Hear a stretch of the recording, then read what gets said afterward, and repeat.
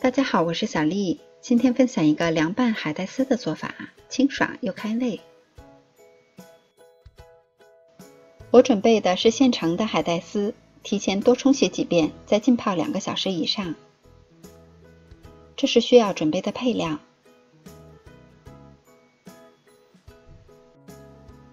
我们先来准备配料，香菜切成段，大蒜切末，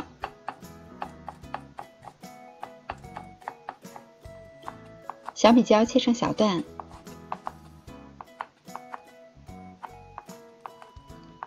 再准备洋葱半个，切成细丝，都切好了以后放到盘子中备用。在锅中烧开水，下入海带丝，焯水5分钟。现成的海带丝呢会比较长，我们可以在入锅之前用剪刀把它剪短，这样吃的时候会更加的方便。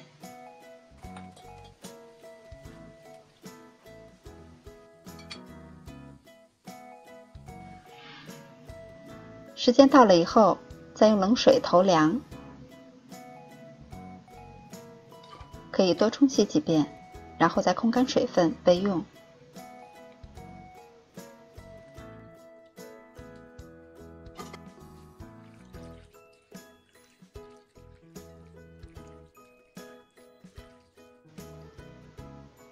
在大碗中依次的下入配料：洋葱丝、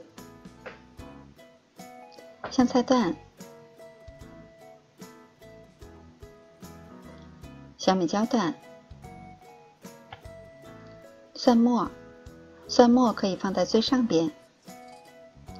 在锅中热油，下入几粒花椒，炸出花椒油。油炸香以后，捞出花椒粒儿，然后泼到调料上炸香。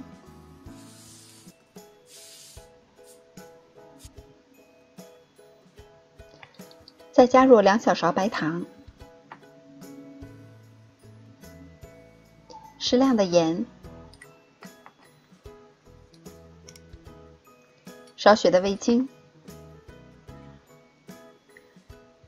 加入3勺一品鲜酱油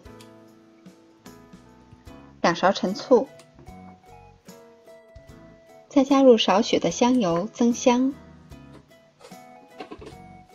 我们可以戴上一次性的手套，把它抓拌均匀，就可以装盘上桌了。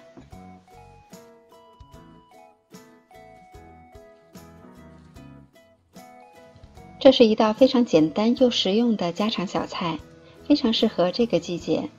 它口感清爽，开胃又下饭，喜欢的朋友也试一下吧。我是小丽，喜欢我的视频请关注留言，感谢您的收看，明天见。